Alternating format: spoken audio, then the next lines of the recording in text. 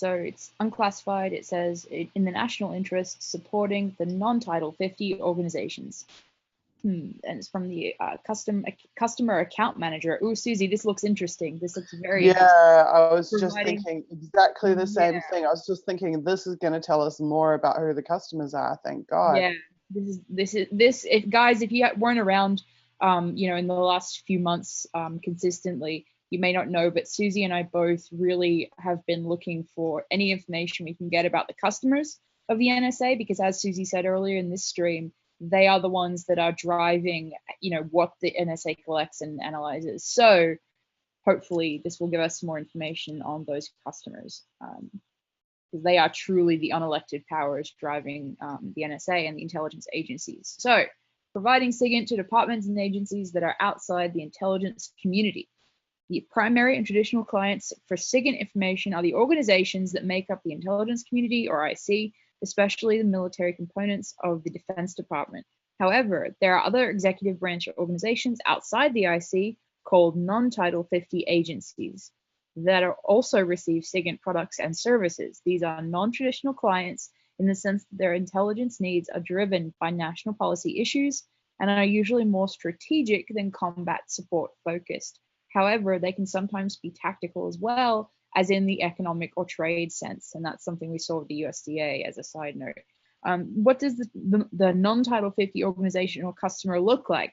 Organizations identified as key non-Title 50 agencies include departmental entities such as the Department of Agriculture, Commerce, and Interior, and independent agencies such as the Nuclear Regulatory Commission, Federal Reserve Board, Federal Communications Commission, and the Joint Terrorist Tracking Task Forces.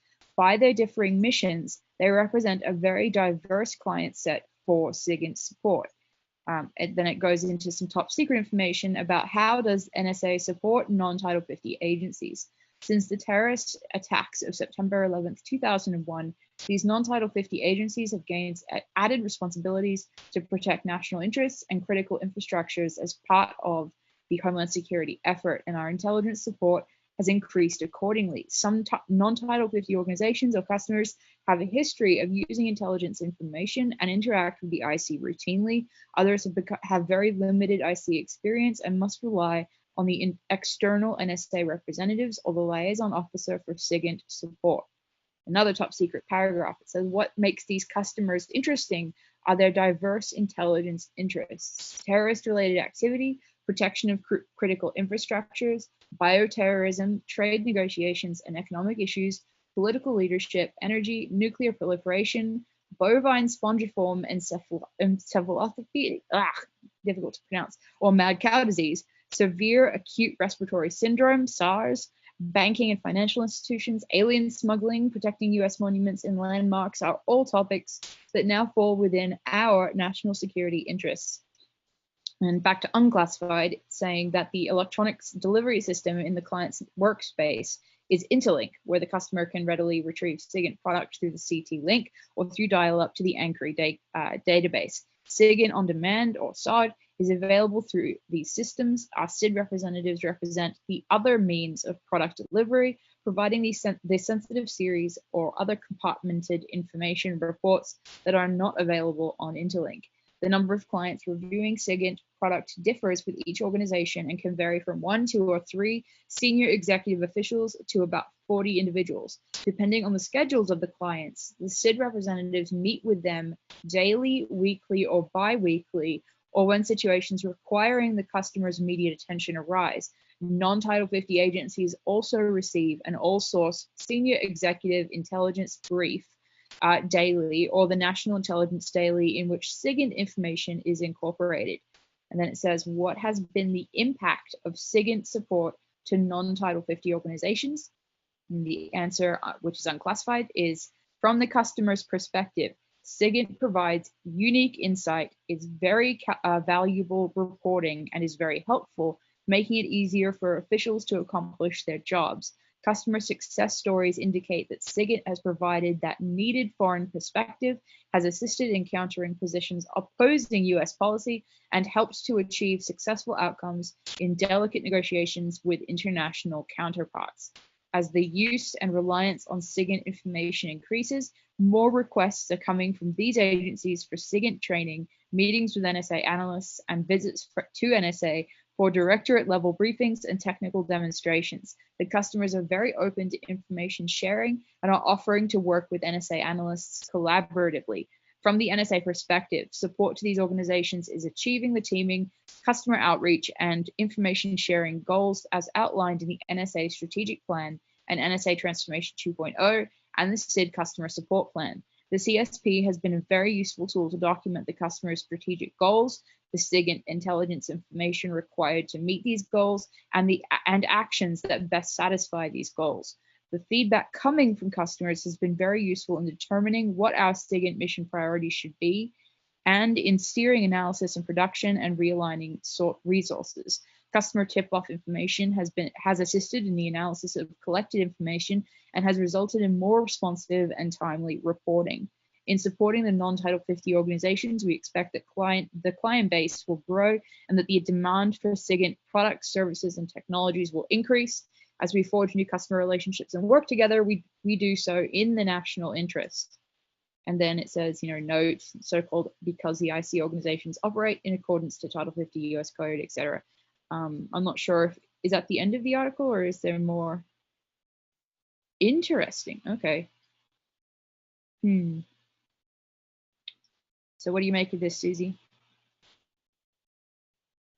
Because that sounds really interesting for me, and I think that the mention of demand will increase. The demand for SIGINT products, services, and technologies will increase. That's very interesting to me because once, for the millionth time, that's a very clear economic, business, corporate type of position where they want the demand for their product to increase because that means more money. So that's the way I read that. I don't know if you have any thoughts in particular on this. The most interesting thing was just where it said banking and financial institutions. Yeah.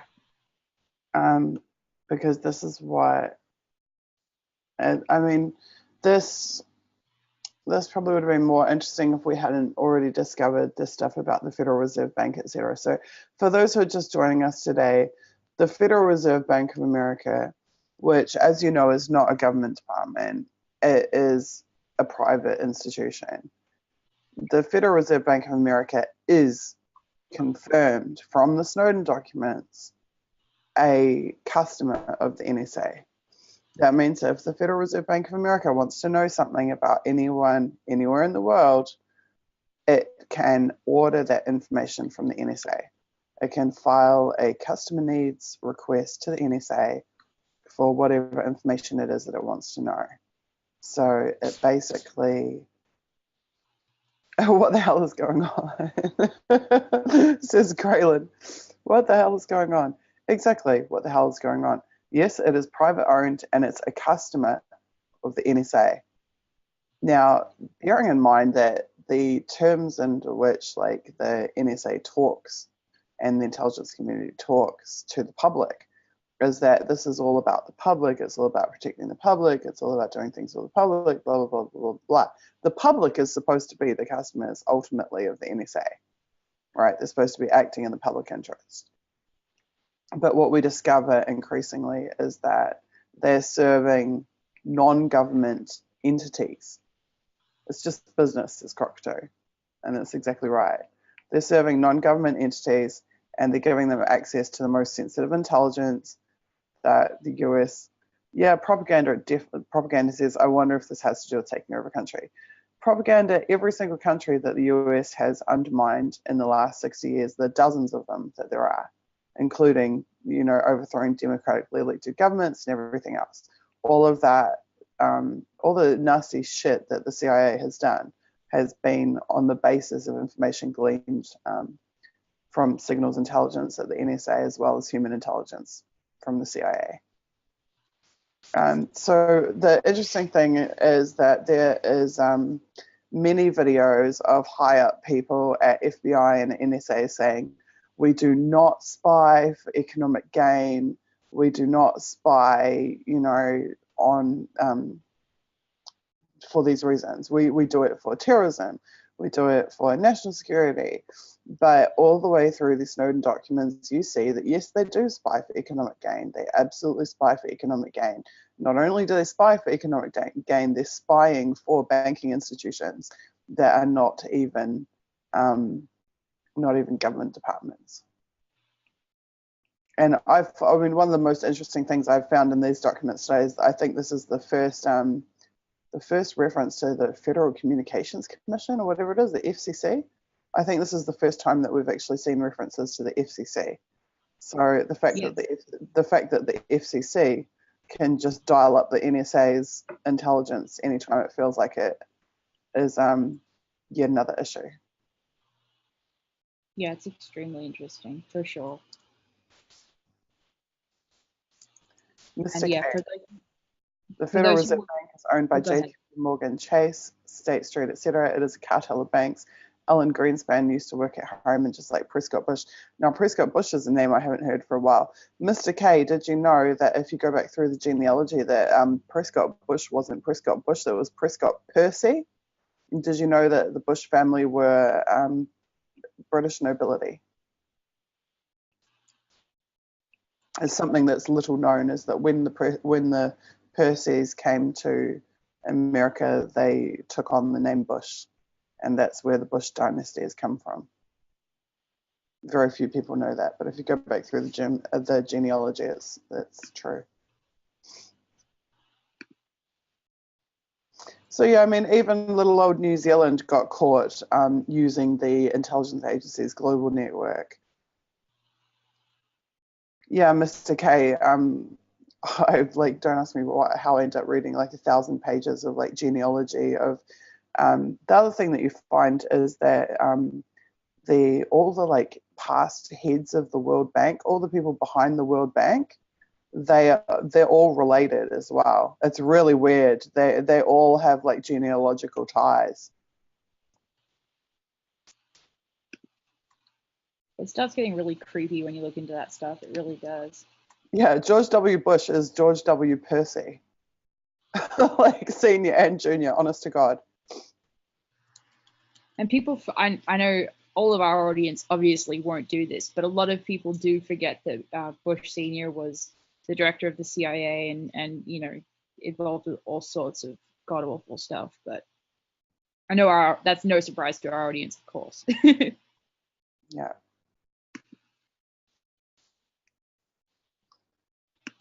Okay. Okay, let's move on to the next document. Awesome. I'll read again if you want. But yeah, the FCC stuff, I think I've got feeling that is of note. Yeah. That they're also on the customer list.